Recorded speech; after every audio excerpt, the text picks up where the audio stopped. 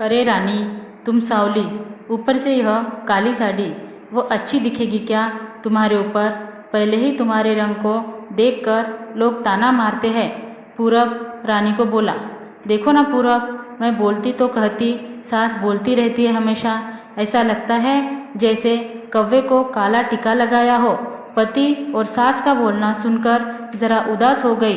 वो काली नहीं थी, कृष्णवर्णीय और रानी नाक नक्शे में अच्छी थी, पर पति और सास कलर को लेकर रानी को हमेशा ताना मारते थे। क्या करेगा वो भी, वह गोरा और रानी कृष्णवर्णीय। लोगों का क्या, वो तो नाम रखने में पीएचडी होते हैं। ब्लैक और वाइट जोड़ी बुलाते थे दोनों को। पूरब का मन वैसे साफ था। रानी को अगर कोई कलर को लेकर बोलता तो उसे ज़रा भी अच्छा नहीं लगता था, इसलिए वह भी थोड़ा बहुत बोल देता था ताकि वह जिद ना करे। लेकिन जब वह बोलता था तो उसे इस बात का पछतावा होता था। उसकी माँ घर में हमेशा कड़वाहट रखती थी। आज भी वैसे ही हुआ। घर में उत्सव के माहौल में सुबह जब सास ने रानी से बात की तो वह थोड़ी घबराई हुई थी। उसका चेहरा भी शांत था। पूरब वास्तव में खुद पर शर्मिंदा था। अपराधी की तरह बैठने के बजाय वह काम के लिए बाहर गया। कई सारी महिलाएं काली साड़ी पहनकर सड़कों पर चल रही थी। सभी ही गोरी थी ऐसा नहीं था, लेकिन उन पर वह काली साड़ी अच्छी लग रही थी। पूरब काम की जगह पर गया। उसका बचपन का दोस्त विक्की और उसका परिवार साथ में था। जान पहचान हुई तभी पीठ के पीछे से विक्की की पत्नी आई। वह भी काली सावली ही थी। काली साड़ी पहनी थी उसने। पीछे से एक आवाज़ आई, प्रतीक्षा दीदी, अच्छी दिख रही हो आप, आपकी साड़ी भी अच्छी है और आप भी। प्रतीक्षा के चेहरे पर खुशी आई। उससे ज़्यादा विक्की खुश हो गया था। पूरब विक्की को कुतूहल से देख रहा था। विक्की ने वह देखा और जाना। वो पूरब को सवालों को हल करना चाहता था।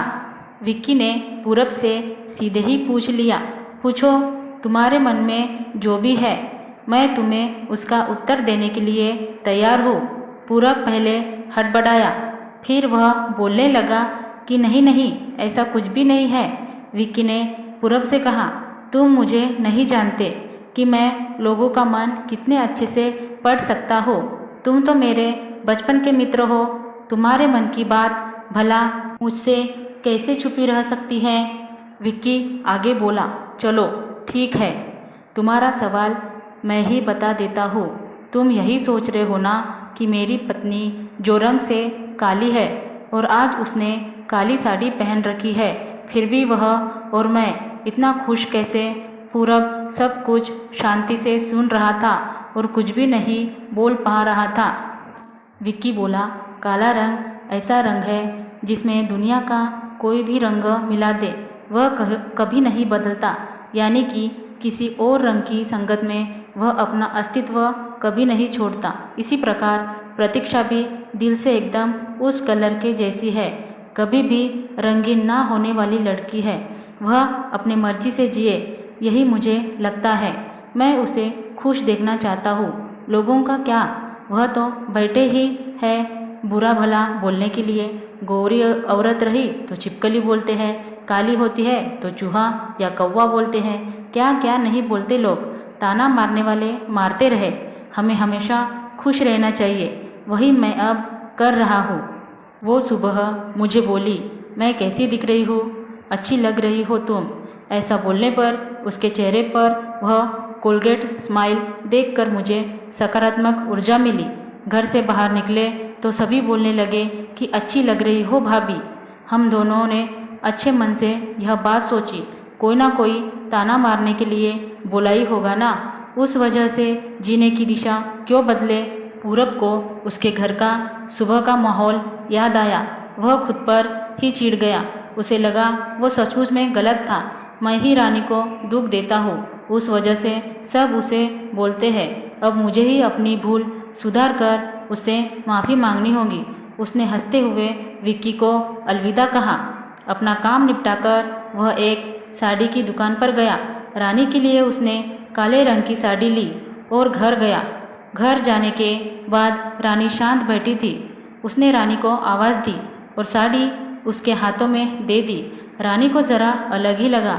उसने प्रश्नार्थक नज़रों से पूरब की ओर देखा।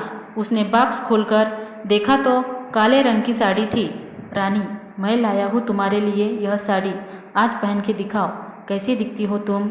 अच्छी नहीं लगी तो बदल देंगे साड़ी को, देखने तो दो कैसी दिखती हो तुम इस रंग में। रानी को जरा अच्छा लगा। चलो तैयार हो जाओ जल्दी, हम जरा बाहर जाकर आते हैं, एक क्लाइंट के पास जाना है, उन्होंने बुलाया है जोड़ी में। पूरब का बोलना सुनकर रानी तैयार होने गई। काली साड़ी, उस पर हल्का सा मेकअप और लंबे बालों की चोटी।